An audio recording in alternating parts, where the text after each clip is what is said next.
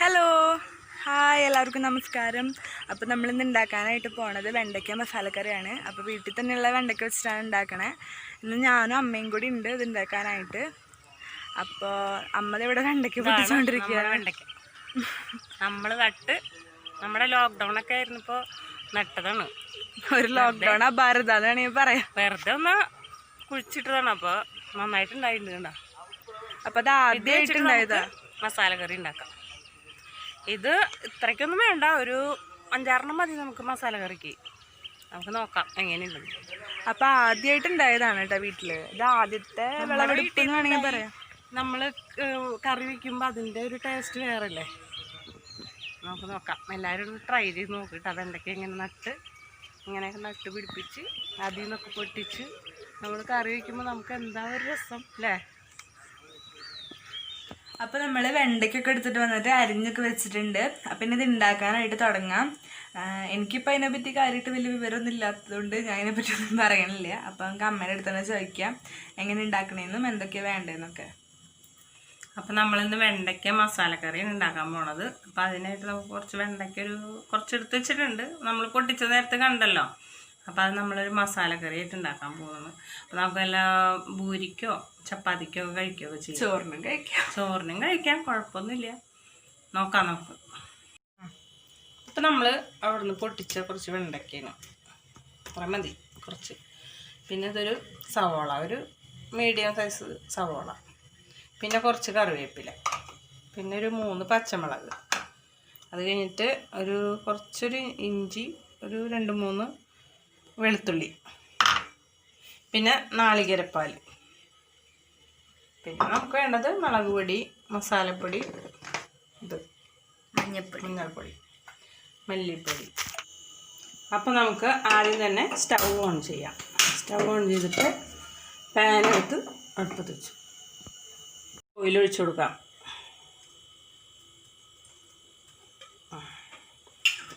മതി, കുറച്ച് മതി. ഓയിൽ ചൂടാകുമ്പോൾ നമുക്ക് വെണ്ടയ്ക്ക അതിലേക്ക് ഇട്ട് വഴറ്റിയെടുക്കാം.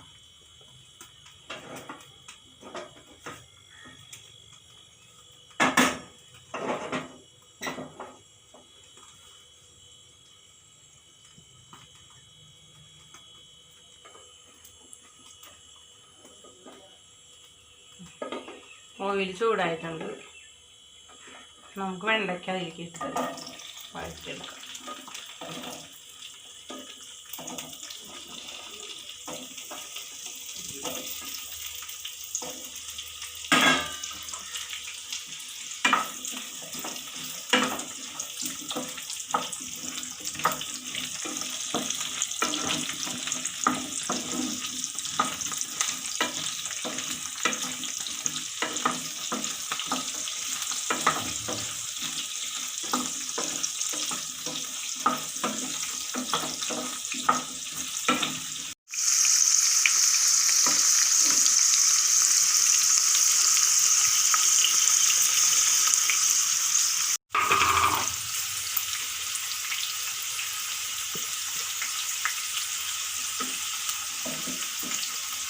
നമുക്ക് കുറച്ച് ഉപ്പിട്ട് കൊടുക്കാം.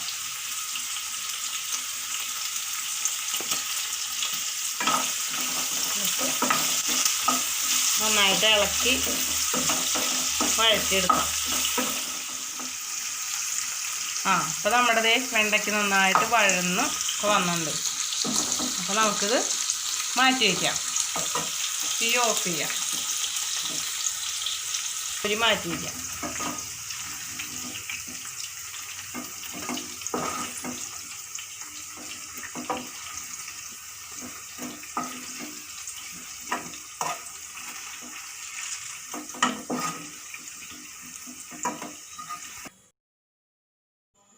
അപ്പോൾ നമ്മളിത് വെണ്ടയ്ക്ക് വാട്ടി മാറ്റി വെച്ചു. അതേ എണ്ണയിൽ തന്നെയാണ് നമ്മൾ സവാള ഇട്ടിട്ട് നന്നായിട്ട് വഴറ്റിയെടുക്കണം.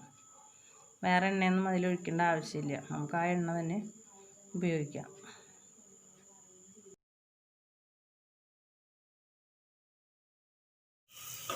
അപ്പോൾ നമ്മുടെ സവാളയൊക്കെ വഴന്ന് വരുന്നുണ്ട് നന്നായിട്ട്.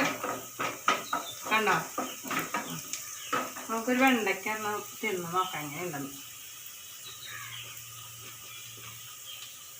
നല്ല ടേസ്റ്റ് ഉണ്ട്. നമ്മുടെ വീട്ടിലുണ്ടായതല്ലേ, അപ്പം നമ്മുടെ ടേസ്റ്റ് കൂടും. നല്ല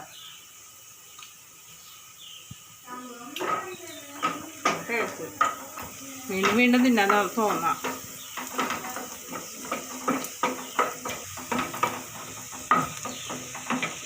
സവോള ഇത്രയ്ക്ക് മതി, ഇത്രയും വളർന്നാൽ മതി, ഇത്രയ്ക്ക് മതി. ഇനി നമുക്ക് പച്ചമുളക്, നമ്മുടെ അരിഞ്ഞ് വെച്ച പച്ചമുളക് അതിലേക്കിടാം.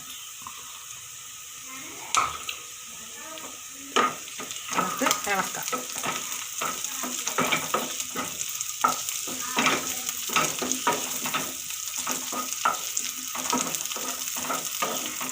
ആ പച്ചമുളകിൻ്റെ പച്ചപ്പുത്ത് കൊണ്ട് പോയി കഴിയുമ്പോൾ നമുക്ക് നമ്മുടെ ഇഞ്ചി വെളുത്തുള്ളി ചതച്ച് വെച്ചേക്കണം, ചതച്ച് അതാണ് ഇട്ട് കൊടുക്കാം.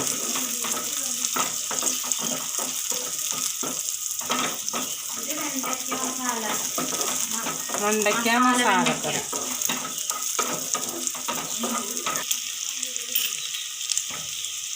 നമുക്കടുത്തത് നമ്മുടെ ഇഞ്ചി വെളുത്തുള്ളി കുറച്ച് മതി ഇട്ട് കൊടുക്കാം.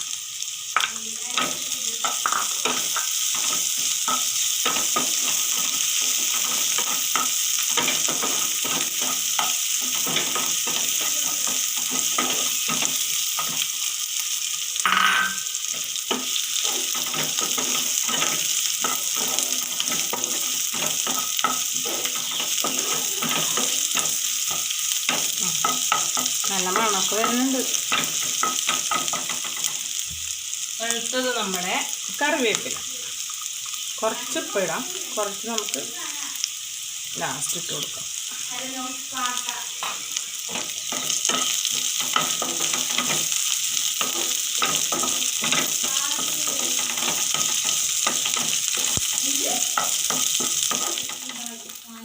ഇനി നമുക്ക് മല്ലിപ്പൊടി ഒരു 2 ടീസ്പൂണൊക്കെ മതിയാവും, 2 മതിയാവും.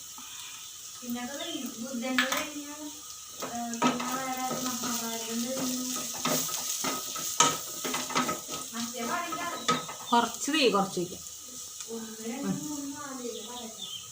അടുത്ത് നമ്മുടെ മഞ്ഞൾപ്പൊടി ഇട്ടില്ലല്ലോ നമ്മൾ, അത് കുറച്ച് ഇത്രയ്ക്ക് മതി. ഒന്ന് ഇളക്കാം. അടുത്ത നമ്മുടെ മുളക് പൊടി ഒരു 1.5 സ്പൂൺ മതി.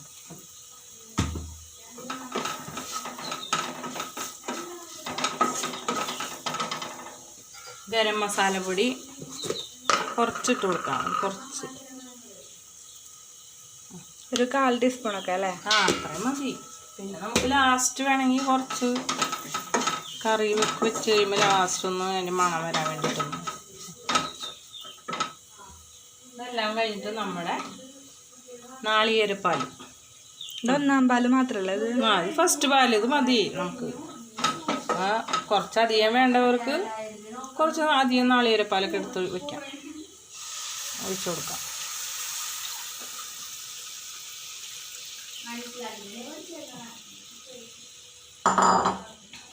നല്ല വന്നിട്ട് ഇളക്കി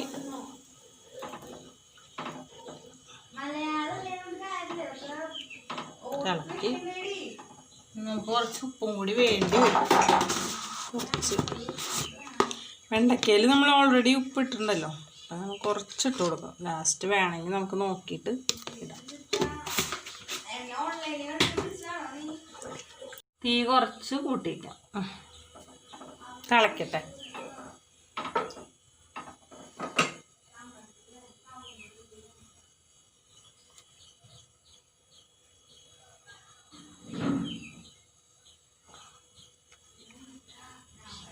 ഒന്ന് തിളച്ച് വരുമ്പോൾ നമുക്ക് ഈ വെണ്ടയ്ക്ക, ഇപ്പം നമ്മൾ ഈ വഴറ്റി വെച്ച വെണ്ടയ്ക്ക നമുക്ക് അതിലേക്ക് ഇട്ട് കൊടുക്കാം.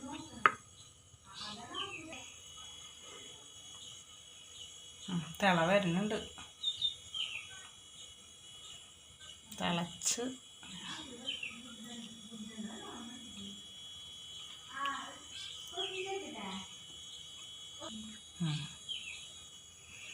നമ്മുടെ കറി തിളച്ച് വരുന്നുണ്ട്. തിളച്ചു. ഒന്നും കൂടി തിളക്കട്ടെ. നമുക്ക് ഈ വെണ്ടയ്ക്ക് ഇട്ട് കൊടുക്കാം.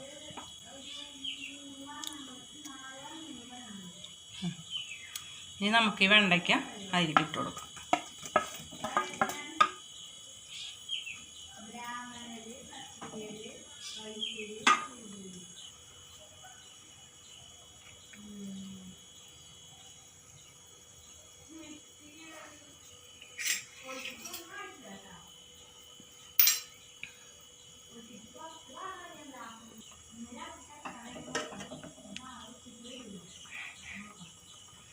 അപ്പം നമുക്കിതിന് ഉപ്പ് നോക്കാം. ഉപ്പുണ്ടോ നോക്കട്ടെ കേട്ടോ.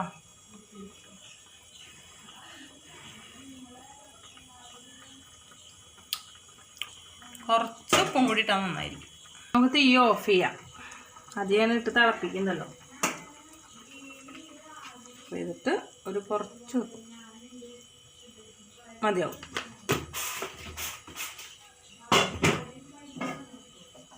ഒന്ന് ഇളക്കി യോജിപ്പിക്കാം.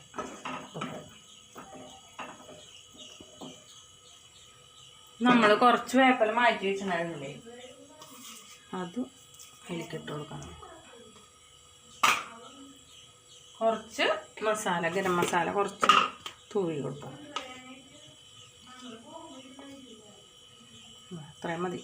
ഇപ്പം അളവൊന്നുമില്ല പ്രത്യേകിച്ച്, അത്രയും മതി.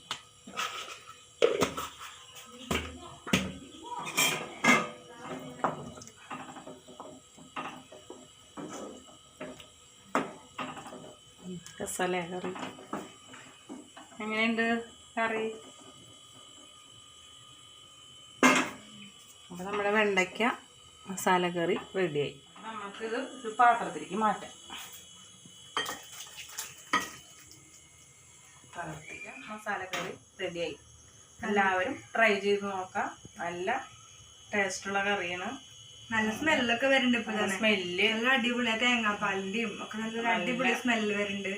പിന്നെ നമുക്കിത് പൂരിക്കോ ചപ്പാത്തിക്കോ ചോറിനായാലും കഴിക്കാം. നമുക്ക് നല്ല ടേസ്റ്റാണ്. എല്ലാവരും ട്രൈ ചെയ്ത് നോക്കണം. പിന്നെ നമ്മുടെ വീഡിയോ ഇഷ്ടപ്പെടാൻ എല്ലാവരും ലൈക്ക് ചെയ്യണം. പിന്നെ സബ്സ്ക്രൈബ് ചെയ്യാത്തവർ ആരെങ്കിലും ഉണ്ടെങ്കിൽ സബ്സ്ക്രൈബ് ചെയ്യണം കേട്ടോ. കമന്റ് ചെയ്യാം. എന്നിട്ട് അഭിപ്രായമൊക്കെ അറിയിക്കുക. എല്ലാവരും ഉണ്ടാക്കി നോക്കാം. ഉണ്ടാക്കി നോക്കിയിട്ട് എങ്ങനെ ഉണ്ടെന്നുള്ളത് കമന്റ് ചെയ്യണം കേട്ടോ. അപ്പം എല്ലാവർക്കും ബൈ.